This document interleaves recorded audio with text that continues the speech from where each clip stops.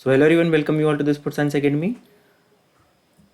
This side Divyam Patidar, and today we are going to study flexibility, its characteristics, type of flexibility, factor determining flexibility and flexibility development. So we were studying sports training, and this is the fifth lecture of sports training. Today we will study everything about flexibility. Okay, so let's proceed. So when I tell you flexibility, तो उससे आप क्या समझते हो? क्या होता है flexibility? Yes, anyone? Yes, elasticity or yes, range of the motion. Okay, simple language में अगर हम बोलें तो क्या होगा, हम हमारी बॉडी को कितना एक्सटेंड कर सकते हैं when we do any kind of stretchability flexibility motion और when we do any kind of sports, हम हमारे जॉइंट्स को कि हमारे कितने एक्सटेंड कर सकते हैं, कितना रेंज ऑफ मोशंस तक हम उसको ले जा सकते हैं, है ना। स्पोर्ट्स में अगर हम देखें तो जॉइंट्स की मोबिलिटी से मतलब क्या है, कितना हम फैला सकते हैं हमारे जॉइंट्स को, कितना एक्सटेंड कर सकते हैं, कितनी एरिया तक कवर कर सकते हैं, है ना। जॉइंट्स की मोबिलिटी। अगर हम बात कर रहे हैं फ्लेक्सिबिलिटी, तो ये एबिलिटी है जॉइंट्स की। अगर हम जॉइंट्स में देखें, ये हमारा नी है सपोज, ठीक है, या फिर ये हमारे आर्म्स है, राइट। तो हम इसमें हाइपर एक्सटेंशन कर रहे हैं। जैसे जेवलिंग थ्रो करने से पहले हम हाइपर एक्सटेंशन करते हैं, पीछे की साइड में ड्रॉ करते हैं जेवलिंग को, फिर आगे जाके हम लेके जाते हैं। तो ये शोल्डर जॉइंट कितना पीछे जा पा रहा है, तो यहाँ पे किन चीज़ों पे डिपेंड कर रहा है, यहाँ की मसल्स के ऊपर, यहाँ पे जो लिगामेंट्स है बोन में उनके ऊपर, टेंडन के ऊपर, राइट, और मसल्स तो एक मेन कैरेक्टरिस्टिक्स है। तो ये चारों चीज़ें जॉइंट के अंदर लिगामेंट, टेंडन और मसल्स, ये कितना एक्सटेंड हो सकते हैं, है ना। तो ये सारी चीज़ें डील करते हैं फ्लेक्सिबिलिटी के साथ में, जॉइंट, लिगामेंट, मसल्स, राइट। तो फ्लेक्सिबिलिटी इन तीनों के कैपेबिलिटी है, एबिलिटी है कि वो कितनी रेंज तक एक्सटेंड हो सकते हैं, कितनी रेंज ऑफ मोशन तक वो स्ट्रेच हो सकते हैं। जैसे हाइपर एक्सटेंशन हम करते हैं, राइट, तो हम क्या करते हैं, आर्म्स को, पूरा जो हमारा आर्म्स है, हैंड है, उसको पीछे की साइड लेके जाते हैं। तो वो कितना पीछे जा रहा है, it's all about the your flexibility of your shoulder joint, right. आप कितना स्ट्राइड लेंथ ले पा रहे हो, आपके लेग्स तो बड़े हैं पर आपकी स्ट्राइड लेंथ छोटी है बिकॉज लैक ऑफ फ्लेक्सिबिलिटी। कितना ये एक्सटेंड हो पा रहा है, स्ट्राइड लेंथ आपका कितना ज़्यादा है, इट्स ऑल अबाउट फ्लेक्सिबिलिटी। अब फ्लेक्सिबिलिटी का तो हमने देख लिया कि इसमें कौन कैसे बॉडी के पार्ट डील करते हैं, मसल्स, लिगामेंट, टेंडन और आर्टिकुलेशन, जो जॉइंट का आर्टिकुलेशन है। ऑब्वियसली इसमें क्या आएगा, टेंडन, लिगामेंट आएगा। तो ये फ्लेक्सिबिलिटी से डील करता है, साथ ही साथ मसल्स, है ना। अब ये जो मसल्स का एक्सटेंशन है और इसका जॉइंट का लिगामेंट है, अब जब हमने काइनेस्थेटिक सेंस नर्वस सिस्टम पढ़ा था, तो कुछ चीजें हैं जो इस चीज को लिमिट करती है। किन चीजों को लिमिट करती है, हमारी मोबिलिटी को, है ना, हमारी मोबिलिटी को लिमिट करती है। क्या है वो, आप बता सकते हो कि एक एज अ प्रोटेक्टिव मैकेनिज्म, ताकि हमारी बॉडी को कुछ हार्म ना हो। यस, वो Golgi tender organ in case of load. Extensibility के ऊपर क्या होगा, कौन है उसमें जो इसके लिए रिस्पॉन्सिबल है, बताइए। हाँ, मसल स्पिंडल। मसल स्पिंडल क्या करता है, क्या करता है मसल स्पिंडल, लेंथ, हाँ, it's all about it dealing with the muscles length. When we do any kind of exercise, the change in length, stretchability, contraction of muscles is detected by muscle spindle as a protective mechanism.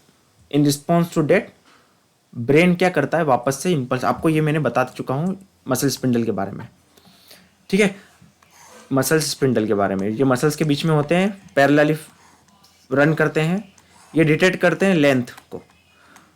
तो flexibility भी length से deal कर रही है कि नहीं कर रही है? फ्लेक्सिबिलिटी भी यही काम है ना। फ्लेक्सिबिलिटी का इस का काम क्या है, कितना वो फैल सकता है, कितना एक्सटेंड हो सकता है। जस्ट लाइक रबड़, रबड़ हम देखें बहुत ज़्यादा स्मूथ है और टेम्परेचर नॉर्मल है तो आराम से फैल जाएगा। रबड़ अगर टाइट है तो ज़्यादा एक्सटेंड नहीं हो पाएगा। तो वैसे ही मसल्स में एक्सटेंसिबिलिटी को डिटेक्ट, लेंथ को डिटेक्ट करता है मसल स्पिंडल। तो मसल स्पिंडल डिटेक्ट करता है। तो फ्लेक्सिबिलिटी और किन चीज़ों पे डिपेंड करता है? हमारे नर्वस सिस्टम के ऊपर, न्यूरोमस्कुलर सिस्टम, काइनेस्थेटिक सेंस, इन चीज़ों के ऊपर भी फ्लेक्सिबिलिटी का रोल है। तो इंपॉर्टेंस क्या है? Flexibility is not about the mobile only related to muscles. Joints के अंदर में आ जाएगा लिगामेंट और टेंडन, लिगामेंट और यहाँ पे टेंडन। तो इनकी एबिलिटी तो है, ये particular ligament, muscles, joint, tendon, इनकी तो एबिलिटी है। It's also the ability of nervous system. Nervous system भी डिसाइड करता है कि हम कितनी, हमारी रेंज ऑफ मोशन है। बिकॉज हमने स्पिंडल फाइबर के बारे में पढ़ा था। स्पिंडल फाइबर क्या करता है? चेंज करता है लेंथ को, डिटेक्ट करता है लेंथ को। अगर लेंथ एबिलिटी से ज़्यादा है तो उसके रिस्पॉन्स में ब्रेन क्या करता है? उसको क्या कर देता है? नॉर्मल कर लेता है। तो ये एज ए लिमिटेशन की तरह भी काम करता है फ्लेक्सिबिलिटी में। Kinaesthetic sense organ, proprioceptors, muscle spindle, ये सारी चीज़ें हमारी मसल्स लोड, मसल फ्लेक्सिबिलिटी, इसमें एक लिमिटेशन की तरह काम करता है। तो इनकी भी हम ट्रेनिंग अगर करें, इन लिमिटेशंस को भी हम ट्रेनिंग करके इम्प्रूव करें तो हमारी फ्लेक्सिबिलिटी और बढ़ सकती है। तो that is we study in this flexibility. इसमें रोल आता है पीएफ, प्रोप्रियोसेप्टर, क्या बोल सकते हैं, पीएफ के क्या नाम था उसका? PNF, neuromuscular proprioceptor neuromuscular facilitation. हाँ, ये सारी चीज़ें हम पढ़ेंगे, ठीक है। तो फ्लेक्सिबिलिटी से मतलब क्या समझते हो? इट्स रेंज ऑफ मोशन, कितना एक्सटेंड हो पा रही है मसल्स हमारी, ज्वाइन कर पा रही है।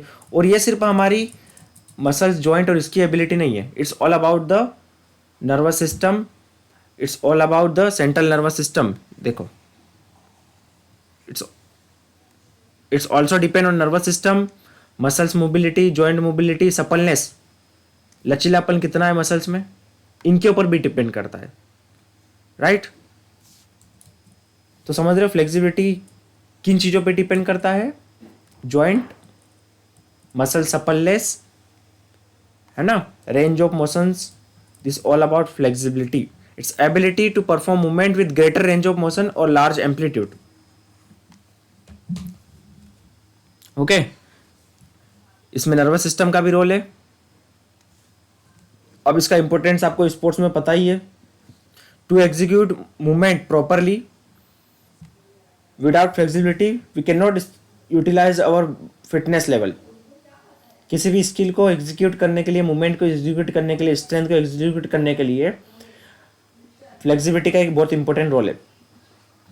हमारी फ्रिक्वेंसी अच्छी है रनिंग में, पर हमारी फ्लेक्सिबिलिटी नहीं है, तो स्ट्राइड लेंथ अच्छी नहीं होगी, तो हम मैक्सिमम स्पीड अटेन नहीं कर पाएंगे। कहीं ना कहीं हमारी 100 मीटर में परफॉर्मेंस में डिक्लाइन दिखने को मिलेगा, या फिर एक लिमिटेशन देखने को मिलेगी, बिकॉज लैक ऑफ फ्लेक्सिबिलिटी।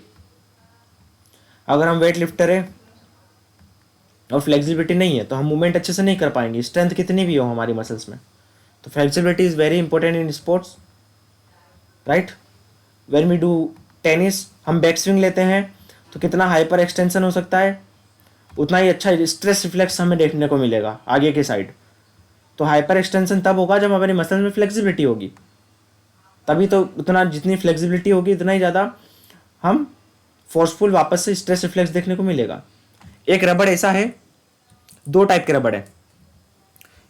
जो हमारे रबड़ आता है नॉर्मल सा यूज़ में जिसे हम करते हैं, इलास्टिक रबड़। एक रबड़ जिसकी फ्लेक्सिबिलिटी बहुत कम है, टाइट सा है, मोबिलिटी नहीं है, सपलनेस नहीं है। दूसरा रबड़ है बहुत ज़्यादा फ्लेक्सिबल है, मोबिलिटी है, सपलनेस है। जब इन दोनों को हम एक्सटेंड करेंगे तो फोर्सफुल रिटर्न किसका आएगा, रबड़ ए का या बी का?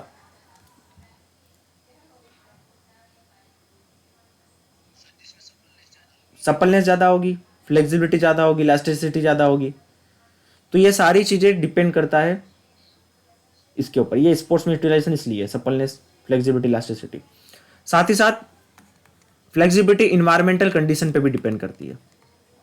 अब ये इलास्टिक रबड़ को आप फ्रीज में रख दो और एक इलास्टिक रबड़ को आप थोड़े से वार्म वाटर में रख दो, किसकी ज़्यादा होगी फ्लेक्सिबिलिटी? हॉट टेम्परेचर वाला की। सेकेंड, तो ये क्या हो गया, इन्वायरमेंट। वैसे ही आप ठंड में, कोल्ड टेम्परेचर में अगर हम रहेंगे तो फ्लेक्सिबिलिटी पे नेगेटिव इफेक्ट हो सकता है due to cold temperature. Early morning में फ्लेक्सिबिलिटी कम होती है, आफ्टरनून में, इवनिंग में फ्लेक्सिबिलिटी आपको ज़्यादा देखने को मिलेगी। तो इन्वायरमेंट, टाइम पीरियड का काफ़ी असर होता है फ्लेक्सिबिलिटी के ऊपर। तो this all are the factors that deal with the flexibility. Hope you understand what is flexibility and what are the factor that determine the flexibility. Let's see. तो flexibility किन के ऊपर डिपेंड करता है? Write down. Stretchability,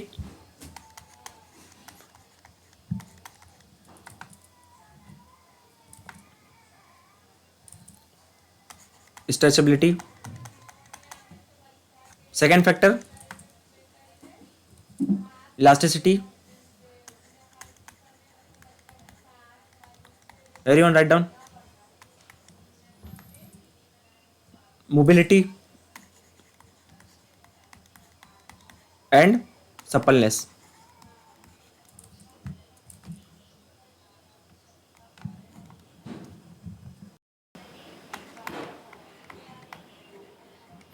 These are the main key point which decide your flexibility. Stretchability, elasticity, yes.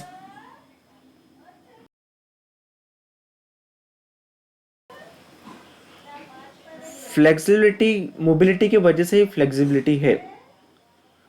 Flexibility is umbrella term. इसके अंदर कई सारे चीजें हैं जो डिसाइड करती है हमारी flexibility. Mobility dealing with the joints, mobility of joint. हमारी जॉइंट्स में मोबिलिटी कैसी है? सपोज ये जॉइंट है ना, और जॉइंट्स के अंदर क्या होता है, लिगामेंट। अब ये लिगामेंट की फ्लेक्सिबिलिटी अच्छी नहीं है पर्टिकुलर पर्सन की। एक मिनट, हाँ, just wait, just 1 minute.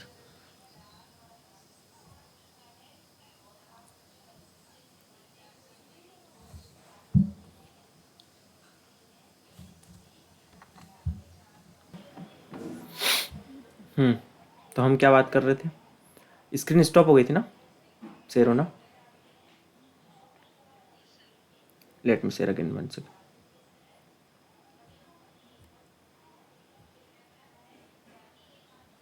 Now see,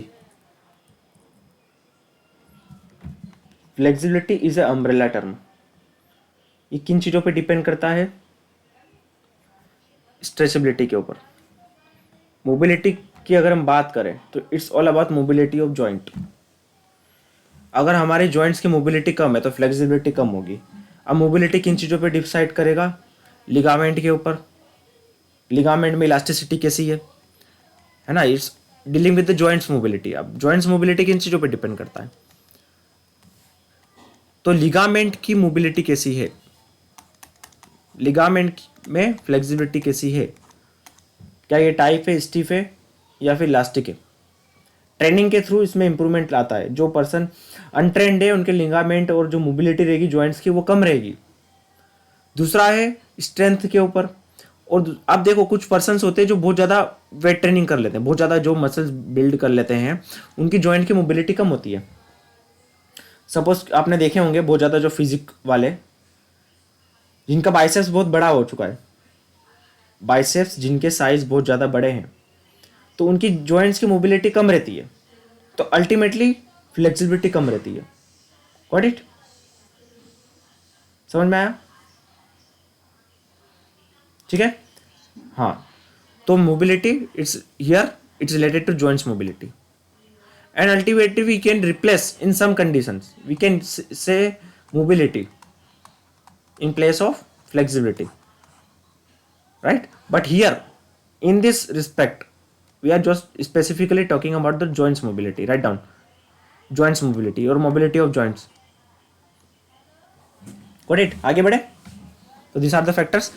Apart from this, और किन चीजों पे सप्पलनेस मतलब लचीलापन, right? Apart from this the flexibility also depend on environmental condition. अगर एक्सटर्नल कुछ चीज़ें देखें, ये इंटरनल बॉडी के कंपोनेंट है.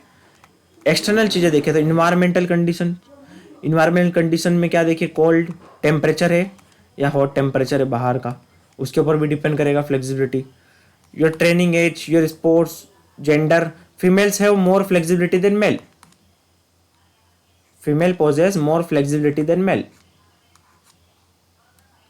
right?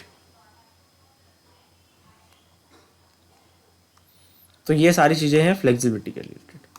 आगे बढ़े. इनका रीजन हो सकता है एक तो मसल मास और एक स्ट्रेंथ भी हो सकता है. अगर हम देखा जाए तो फ्लेक्सिबिलिटी, अगर एक्सट्रीम लेवल पे हम स्ट्रेंथ ट्रेनिंग कर लेते हैं तो उसका फ्लेक्सिबिलिटी के ऊपर नेगेटिव इफेक्ट होता है. First condition. इसके मल्टीपल रीजन हो सकते हैं, एक पर्टिकुलर नहीं बोल सकते हम. दूसरा रीजन ये हो सकता है कि मसल मास फीमेल में कम होता है. तीसरा बात, फीमेल की बॉडी इस तरीके से ही होती है कि उनमें फ्लेक्सिबिलिटी ज़्यादा हो, बिकॉज इसमें हार्मोनल चेंजेस देखे या टेस्टोस्टेरोन वगैरह देखें, है ना, और जॉइंट्स की मोबिलिटी देखें. फीमेल को बनाया इस तरीके से गया है, उनका जो एनाटॉमिकल स्ट्रक्चर है वो सारी चीज़ें डिसाइड करती है. अगर हम प्रेगनेंसी के टाइम पे देखें तो उनका जो हीप की फ्लेक्सिबिलिटी रहती है, हीप जो यूट्रस होता है वो 10 टाइम्स 12 टाइम्स मतलब बहुत ज़्यादा तरीके से फैल जाता है वो, to give a someone new birth. तो ये एक इनेट नेचुरल एबिलिटी है फीमेल की, है ना. और उनका बॉडी का स्ट्रक्चर, स्ट्रेंथ कम रहती है फीमेल्स में, इसलिए फ्लेक्सिबिलिटी भी ज़्यादा रहती है उनमें, right. These are the multiple possible reasons why female having high flexibility than male, right?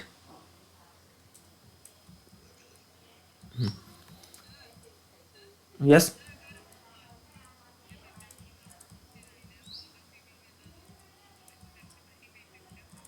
हाँ, आपने देखा होगा कुछ फीमेल्स वेट ट्रेनिंग ज़्यादा करती है, वो एकदम ऐसे तरीके से घूमती है ना जैसे मेल की तरह एकदम, समझ रहे हो? जो स्ट्रेंथ ट्रेनिंग करती है आपने देखा है एकदम. देखो बाकी जो नॉर्मल फीमेल्स है, नॉर्मल जो फीमेल्स आपने देखा होगा कैसे एकदम उनकी जो मोबिलिटी होती है, वॉकिंग स्टाइल होता है वो नॉर्मल सा होता है ना, जैसे एक फीमेल का होता है. अब बहुत ज़्यादा जो पहलवान हो गई या बहुत ज़्यादा वेट ट्रेनिंग करने वाले हो गए, वेट ट्रेनिंग जो जिम वाले, है ना, तो उनमें देखा होगा आपकी वॉकिंग स्टाइल और मोबिलिटी में डिफरेंस देखने को मिलेगा आपको. स्पोर्ट्समैन की बात नहीं कर रहा हूँ मैं. स्पोर्ट्समैन में तो उनको ट्रेनिंग करके फ्लेक्सिबिलिटी की वो ट्रेनिंग करते ही हैं. वो फीमेल जो सिर्फ जिम करती है, नॉन स्पोर्ट्समैन, जो स्पोर्ट्स फीमेल्स होती है तो अपने आप को सारे फिटनेस के कंपोनेंट डेवलप करती है. इसके कारण क्या है, वो फ्लेक्सिबिलिटी पे भी ध्यान देती है फीमेल्स. बाकी जो वेट ट्रेनिंग करती है सिर्फ, उनमें क्या होगा, आपको वॉकिंग स्टाइल वगैरह में आपको चेंजेस देखने को मिलेगा because of lack of flexibility, right. तो there is a not single reason, is a multiple cause which decide the flexibility, right. The possible reason may be due to the natural ability of female to produce young ones that require flexibility. Second, female do not usually or frequently perform strength training. So strength training makes the muscles shorten, which ultimately decrease the flexibility. Female tendency to do little kind of work. Females का अगर हम natural देखें evolution के हिसाब से तो उनको light work करने के लिए है. वो हैवी लोड करने से क्या होता है, स्ट्रेंथ डेवलप होती है और स्ट्रेंथ का फ्लेक्सिबिलिटी के ऊपर नेगेटिव इफेक्ट होता है, राइट. तो इस कारण से मेल में फ्लेक्सिबिलिटी कम हो सकती है और फीमेल में ज़्यादा हो सकती है. तो this are the some possible reason. We can not say in a single word कि हार्मोन की वजह से है, इसके वजह से है. There may be some possible reasons, it's not a single. Okay.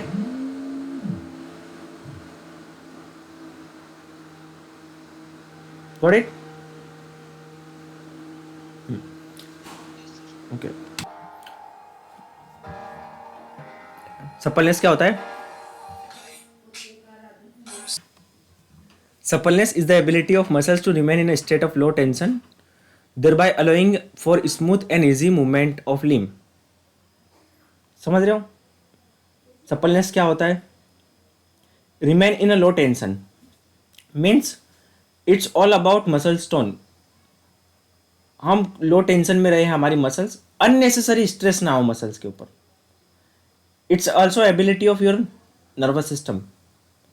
आपने देखा होगा कुछ क्या होता है, जो ट्रेंड स्पोर्ट्समैन होते हैं वो रनिंग करते टाइम उनकी लो टेंशन में रहते हैं, और जो अनट्रेंड होते हैं, नोवाइस होते हैं, वो अननेसेसरी स्ट्रेन लेते हैं कई बार मसल्स के ऊपर. तो it is a controlled process, it's due to nervous system. हमारे नर्वस सिस्टम से, हमारे ब्रेन से कंटिन्यूस नर्व की फायरिंग होती है एट लो इंटेंसिटी, जो डिसाइड करती है हमारी muscle tone.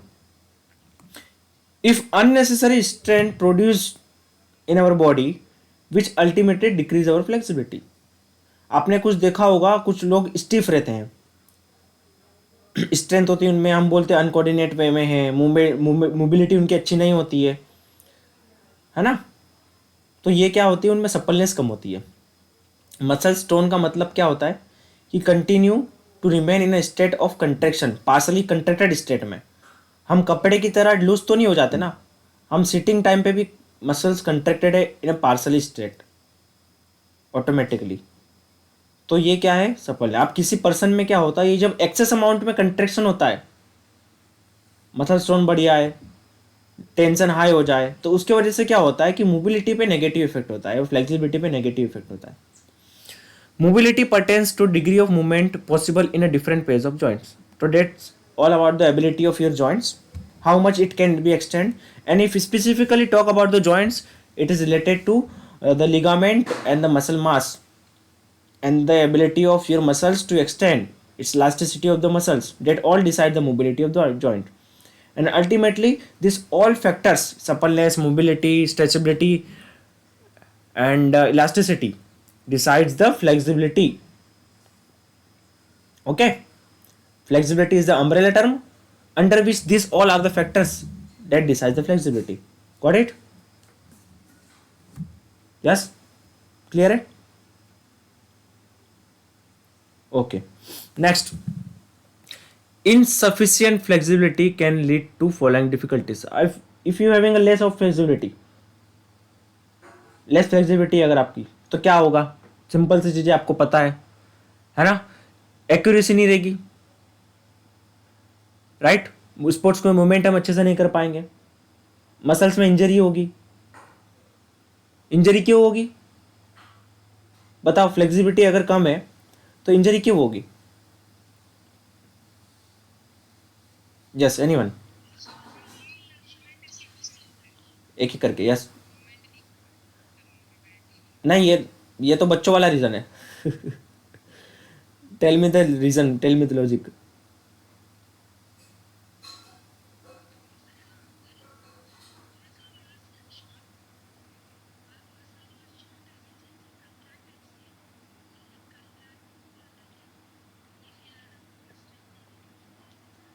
That will be the tier.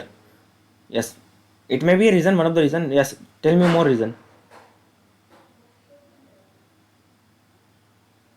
Flexibility. Why? If you having a good flexibility.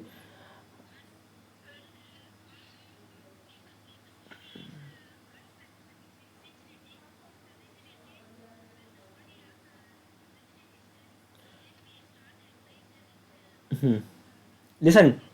Yes, everyone is correct. Everyone is correct. But I want this answer in a, listen. I want to give you one hint. I want this answer in a biomechanically way, in respect to biomechanics. Got it? I want this answer in respect to biomechanics, mechanical movement. Now tell me.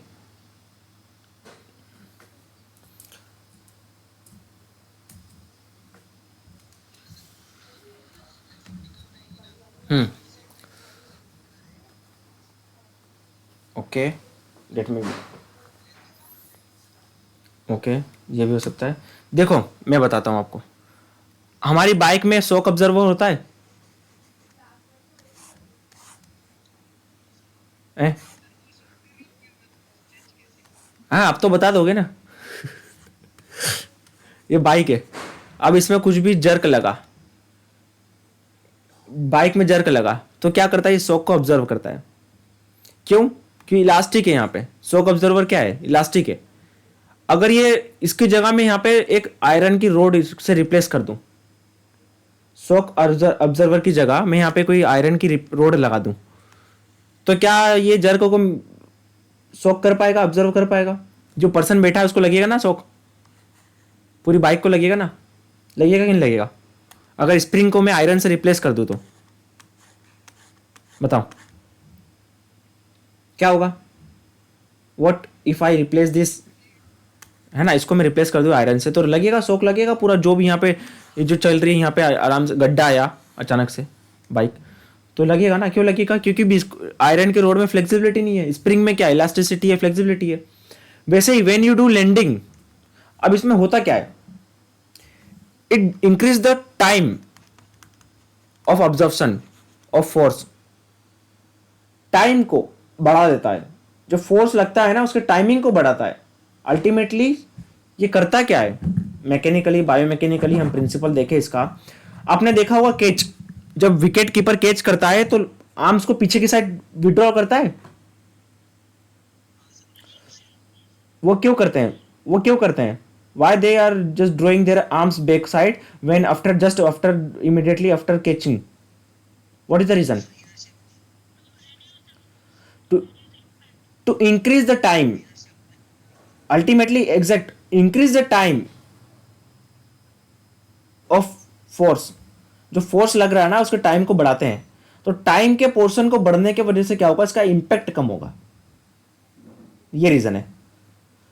So when you are flexible, when you are doing landing movement, suppose you are just doing a landing after making a basketball shoot, हम landing कर रहे जमीन पे, तो हमारे limbs में और movement में और इनमें फ्लेक्सिबिलिटी नहीं रहेगी, तो क्या होगा, यहाँ पे जो शॉक ऑब्जर्वेशन रहेगा वो नहीं हो पाएगा, तो हमारी मसल्स इंजर हो सकती है। This one of the may be reason. Clear है? हाँ हाँ, यस यस, हाँ। मैंने क्या बोला, तुम सबका आंसर सही था, you all are correct, but in this मैंने क्या बोला, हिंट दी थी ना मैंने, मुझे बायोमैकेनिकली सुनना है, तो ये रीज़न है। टाइम ऑफ फोर्स इंक्रीज हो जाएगा, तो टाइम जिसमें लगता है, तो इम्पैक्ट जॉइंट्स पे कम होगा, मसल्स में जॉइंट पे इम्पैक्ट कम होगा, राइट। दूसरी तरीके से हम देखें तो कैच वगैरह करते हैं, जब करते हैं तो हम जब एक्सटेंड करने जा रहे हैं, जैसे डाइव लगा रहे हैं कि विकेट कीपर, तो आर्म्स को एक्सटेंड कर रहा है, तो फ्लेक्सिबिलिटी रहेगी, तो इंजरी नहीं होगी, जर्क मूवमेंट आराम से कर पाएंगे। ये भी और रीजन से कई सारे। Got it? क्लियर है?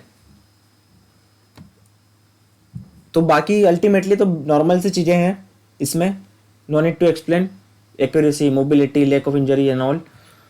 What it? Factors affecting the flexibility that we have studied. Just any doubt? Anatomical structure of joints, extensibility of ligament and muscles. Okay, so it's also depend on the ligament and muscles. If the ligaments are elastic in nature, right, its ligaments are become very movable due to high trained flexibility training, high level of flexibility training. तो इससे क्या होगा, extensibility ज़्यादा होगी, है ना। Extensibility of the muscle is important factor limiting the range of movement. To perform the movement over the greater range, the muscles can be increased to a considerable extent due to training over a period of 4 to 6 weeks। State of organism, इससे क्या मतलब है, flexibility of person is less when he get up in the morning. What I already told you, temperature in the morning and the time of day, when under some psychic depression or his muscles cool down। क्या क्या condition है, another क्या factors है, additional क्या factors है, environment condition, morning है या evening है या आफ्टरनून है, फटीक है तो फ्लेक्सिबिलिटी कम रहेगी, आप डिप्रेस्ड है या फिर बहुत ज़्यादा एंग्री कंडीशन में हो तो फ्लेक्सिबिलिटी कम रहेगी, समझ रहे हो। Exercise, strength, age and sex, females having a more flexibility than male. What is the possible reason? मैंने ये पढ़ा नहीं था, अभी हम देख रहे हैं क्या था ये। Structure, joint structure, what I told you, having a different structure, female and male morphology or we can say anatomical structure is quite different. Female have some additional features, ability or we can say natural abilities. Also due to lower muscle mass, mass कम है, strength कम है. Greater muscle mass lead to muscles boundness and thus reduce the mobility, right? So these are the reason. The time of the day, okay, winter less flexibility, warmer temperature more flexibility. It's just a like a rubber, elastic rubber. Got it? Now types of flexibility. यहाँ तक किसी को कुछ doubt? All the factors, all the basic concept related to flexibility clear to all? Yes, any doubt? राखी, मधु, समझ में आ रहा है? Blaster, Kamlesh, okay. Types of flexibility,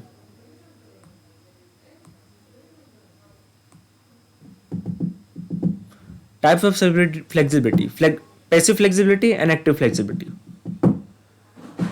flexibility passive में क्या होगा?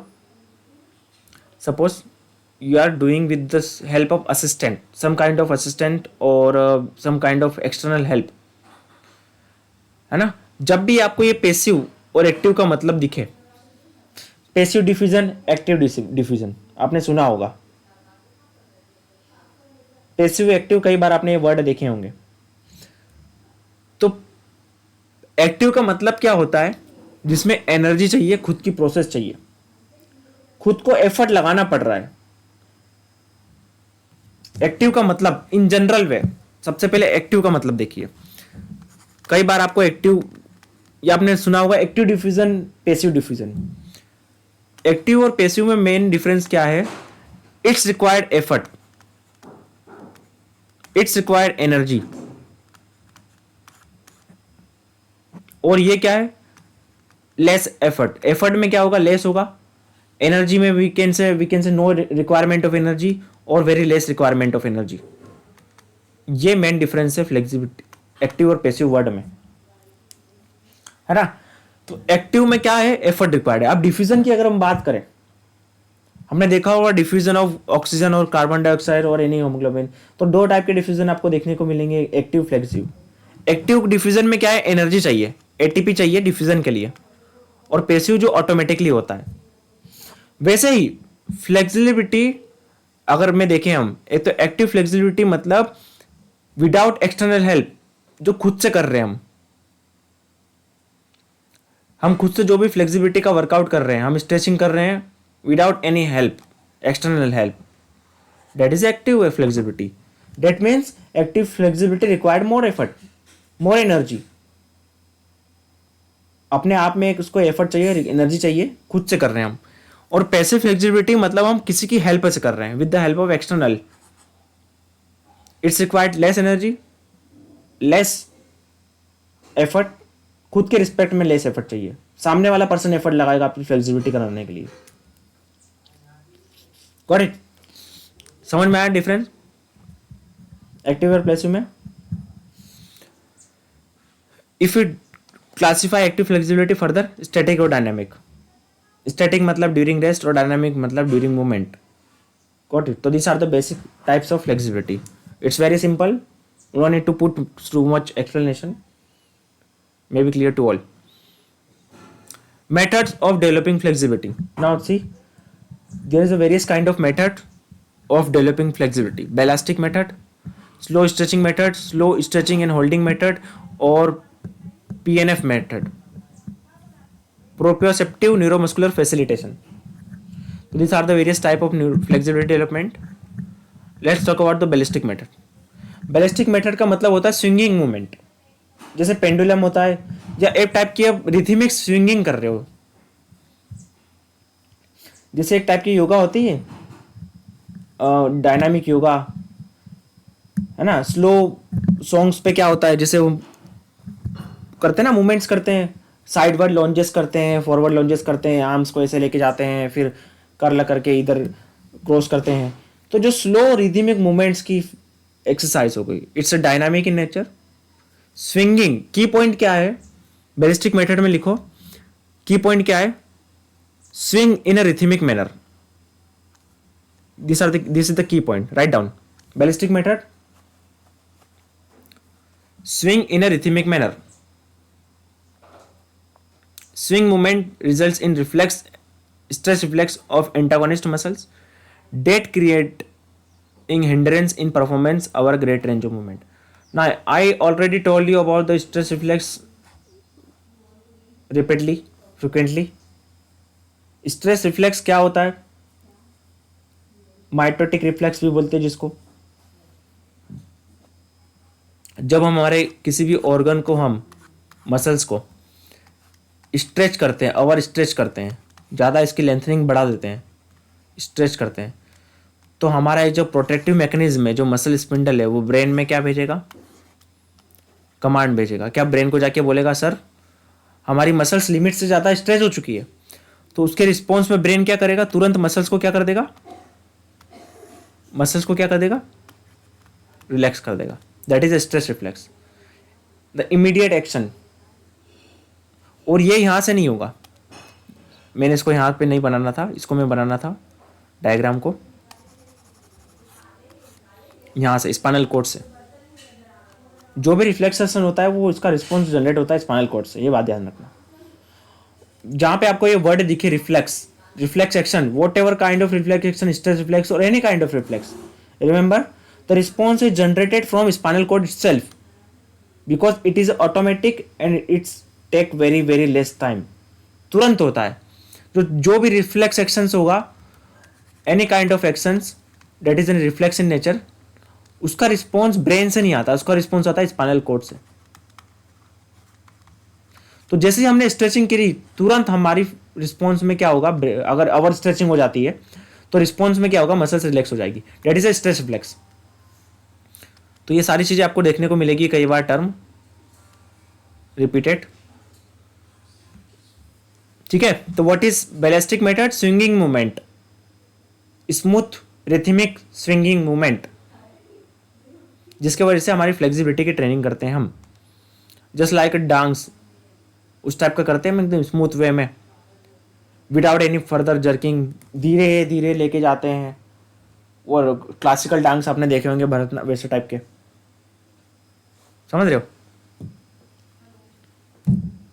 नेक्स्ट है स्लो स्ट्रेचिंग मेथड। इसमें क्या होता है, बस हम क्या करते हैं, स्ट्रेच करते हैं, जो हमारा ट्रेडिशनल वे है। ट्रेडिशनल वे में जो हम करते हैं, पैर को उठाया बेंच के ऊपर या फिर पोल के ऊपर रखा, बार उसके ऊपर रखा, हडल के ऊपर, आगे की साइड में हमारे लेग्स को, आर्म्स को ले गए और हमने एंकल को पकड़ा और छोड़ दिया, ये स्लो स्ट्रेचिंग है, traditional way of stretching. Got it. इसमें कुछ एडिशनल फीचर नहीं है ना। इसमें हम क्या करते हैं, स्ट्रेस रिफ्लेक्स वर्ड होता है, इसमें क्या होता है, स्ट्रेस रिफ्लेक्स होता है। इसमें स्ट्रेस रिफ्लेक्स हमें देखने को नहीं मिलता है, हम इसमें स्लो करते हैं। स्ट्रेस रिफ्लेक्स उसमें ज़्यादा देखने को मिलेगा जो मूवमेंट जर्की, मतलब जो फास्ट हो, थोड़ा सा तुरंत हो। हम एकदम स्लो स्लो लेके जाते हैं और वहाँ जाके करते हैं और तुरंत वहाँ जाके वापस अपनी पोजीशन पे आ जाते हैं। सिंगिंग मूवमेंट्स टाइप के नहीं होते, इसमें एक सिंगल फेज ऑफ मूवमेंट होगा, उसमें जाके हम पकड़ेंगे और वापस अपनी जगह पे आ जाएंगे। That is a traditional way of doing stretching what we perform usually after workout. Okay, next is slow stretching and holding method. It's like a same, usually it also a traditional way. Additional features is holding. We used to hold in the same position after attainment of that stretch position up to 6 to 10 second. ठीक है, same stretching method है, but इसमें हम 6 to 10 second तक muscles को hold करके रखेंगे, फिर वापस नॉर्मल पोजीशन पे आ जाएंगे, है ना। It is a much better than previous 2 stretching method, है ना। इसमें चांसेस ऑफ इंजरी नहीं होगी क्योंकि इसमें स्ट्रेस रिफ्लेक्स नहीं होगा। इंजरी के चांसेस होते हैं स्ट्रेस रिफ्लेक्स में, ये ध्यान रखना। हियर लास्ट 2 जो हमने देखा, इन दोनों में स्ट्रेस रिफ्लेक्स नहीं होता है। अचानक से हम जर्क मूवमेंट नहीं कर रहे हैं, अचानक से लेग को स्विंग नहीं कर रहे हैं अचानक से पेंडुलम की तरह। इसमें नॉर्मल सा हम स्लो स्लो गए, हमने लेग को होल्ड किया और वापस अपनी जगह पे ले आए, और इसमें होल्ड किया 6 to 7 सेकेंड के लिए। तो इन दोनों में क्या होगा, इंजरी के चांसेस कम होंगे। If you I ask you which of the following method of flexibility having a greater chances of injury, मैंने ऑप्शन में दिया स्लो स्ट्रेचिंग इन होल्डिंग और डाल दिया बैलिस्टिक मेथड। तो आपका आंसर क्या होगा, इन तीनों में से किस में होगा इंजरी के चांसेस ज्यादा? Yes, ballistic method. What is the reason here, what is the key point, what is the reason? Because of, yes, what is the, that is a stress reflex, and I already told you the stress reflex, okay, ठीक है। ये तो this reason may cause injury।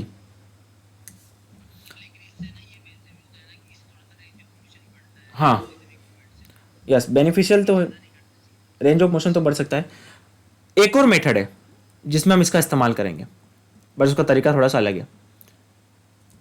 Next आता है, अब आपको मैंने देखो, अब यहाँ पे क्या है आपको, अब वो मैकेनिज्म काम होगा, पर उसको हम उसका एप्लीकेशन इस्तेमाल करेंगे, स्ट्रेस रिफ्लेक्स का एप्लीकेशन है इसमें इस्तेमाल करेंगे ये वाले ट्रेनिंग में। आपको मैंने बताया प्रोटेक्टिव मैकेनिज्म है हमारी मसल्स में, we have a protective mechanism to prevent the over stretching of muscles. हमारे ब्रेन में, हमारे नर्वस सिस्टम में एक मैकेनिज्म है जो हमें कंट्रोल करता है कि भाई हाँ, इससे ज़्यादा स्ट्रेचिंग मत करो वरना ये तुम्हारे लिए हार्मफुल हो जाएगी, इससे ज़्यादा लोड मत लो वरना ये तुम्हारे हार्मफुल हो जाएगा। वो मैकेनिज्म को हम कम कर दे तो हमारी स्ट्रेचिंग ऑटोमेटिकली बढ़ने जाएगी। जो मैकेनिज्म हमें रोक के रख रहा है कि भाई इससे ज़्यादा स्ट्रेचिंग करोगे तो इंजरी हो जाएगी। तो जैसे मसल स्पिंडल है, हमने स्ट्रेचिंग किया मसल्स का, तो क्या हुआ आपको, जैसे मैंने कई बार बताया, ये जो रिसेप्टर है, बॉडी गार्ड है, ये ब्रेन को जाके हर बार कंप्लेन कर देते हैं और बोल देते हैं कि भाई मसल्स तो अपनी लिमिट से ज़्यादा भाग रहा है, आगे जा रहा है। तो ब्रेन उसके रिस्पॉन्स में क्या बोलते हैं, हमारे स्पाइनल कोर्ड रिस्पॉन्स में क्या करती थी, मसल्स को रिलैक्स कर देती है, रिलैक्स।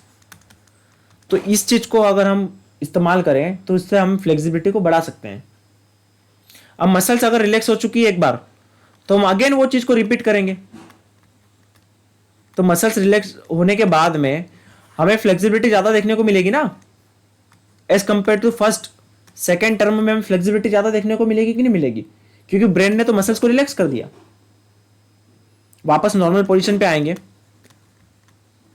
और अगेन अगर इससे हम करते हैं रिपीट, तो फ्लेक्सिबिलिटी ज़्यादा देखने को मिलेगी कि नहीं मिलेगी as compare to the first attempt. Yes or not? In a first attempt, we initiate the stress reflex. In response to that, हमारी मसल्स रिलैक्स हो चुकी है। तो सेकेंड रिस्पॉन्स में हमें क्या होगा, देखने को बेटर फ्लेक्सिबिलिटी मिलेगी। तो यही हम एप्लीकेशन इस्तेमाल कर रहे हैं, यही ये प्रिंसिपल का इस्तेमाल कर रहे हैं हम न्यूरोमस्कुलर फैसिलिटेशन में, based on proprioceptive. What we have studied the proprioceptive receptors, spindle, Golgi tendinal organ, these all are the proprioceptive receptors, and we are just playing with the receptors. हम मजाक कर रहे हैं प्रोप्रियोसेप्टर्स के हाथ में, उसको मैनिपुलेट कर रहे हैं। तो यही ट्रेनिंग में होता है। इसमें क्या प्रोसीजर है, हम क्या करेंगे, सबसे पहले फर्स्ट प्रोसीजर कंट्रैक्ट करेंगे मैक्सिमम 6 to 8 सेकेंड के लिए। फर्स्ट मसल्स को कंट्रैक्ट करेंगे, स्ट्रेच करेंगे, कंट्रैक्ट करेंगे मसल्स को आइसोमेट्रिकली, मूवमेंट करके नहीं, हम होल्ड कर लेंगे। After muscles is gradually in stretch to its maximum limit, जब तक मसल्स एक अपनी मैक्सिमम लिमिट तक चले जाए तब तक हम करेंगे। The final position is held for 8 to 10 second. Right. उसके बाद हम नॉर्मल आके वापस से एक और बार जाएंगे और 8 to 10 सेकेंड तक होल्ड करेंगे। देखो, for best effect the exercise repeated 4 to 8 times. This research has been showed that after maximum isometric contraction, muscles relax better when a tension is overcome. सब आपने स्टार्टिंग में जो कुछ स्ट्रेचिंग करी है मैक्सिमम लेवल की, उसके बाद में क्या होता है, मसल्स क्या हो जाती है, रिलैक्स हो जाती है। क्यों रिलैक्स होती है? Because of stretch relax, because of response from the spinal cord to relax the muscle. उसके बाद अगेन एंड अगेन हम अटेम्प्ट करेंगे, अगेन हम इस चीज को रिपीट करेंगे कुछ टाइम तक। तो क्या होगा, फर्स्ट बार में जो मसल्स में हमने लिमिटेशन यहां तक की थी, उसके बाद में देखेंगे तो हमारी फ्लेक्सिबिलिटी में इंप्रूवमेंट मिलेगा। मतलब क्या है, कहने का मतलब क्या है, इसमें हम रिपीटेड करते हैं, रिपीटेड फ्लेक्सिबिलिटी के स्ट्रेचिंग्स करते हैं, repeated. Muscles which is state of perfect relaxation stretch better to optimum limit. This is matter to produce better result among the flexibility. Suppose एक काम करिए, देखो फॉर एग्जांपल सिंपल लैंग्वेज में समझे अगर हम, ये हमारे पास में इलास्टिक का रबड़ है, मैंने इसको क्या पहली बार स्ट्रेच किया, इस इलास्टिक के रबड़ को मैंने पहली बार स्ट्रेच किया, तो क्या हुआ, स्ट्रेचिंग बहुत कम हुई, ये इलास्टिक का रबड़ है सिर्फ इतना सा स्ट्रेच हुआ। अब धीरे धीरे मैं इसको सेकेंड टाइम किया तो इतना हुआ, थर्ड टाइम हुआ तो इतना हुआ। तो ये बार बार करने से क्या हो रहा है, रिपीटेशंस करने से क्या हो रहा है, इसकी स्ट्रेचिंग बढ़ रही है। क्लियर है? वही हमें देखने को मिलता है फ्लेक्सिबिलिटी में।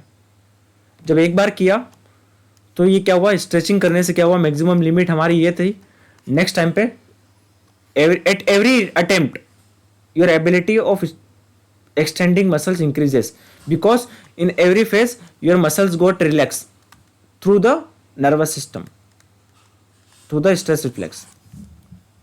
Got it?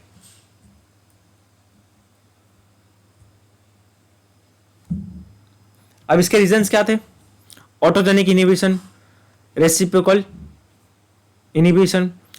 There are 4 theoretical physiological mechanisms contributing to PNF, increasing range of motion.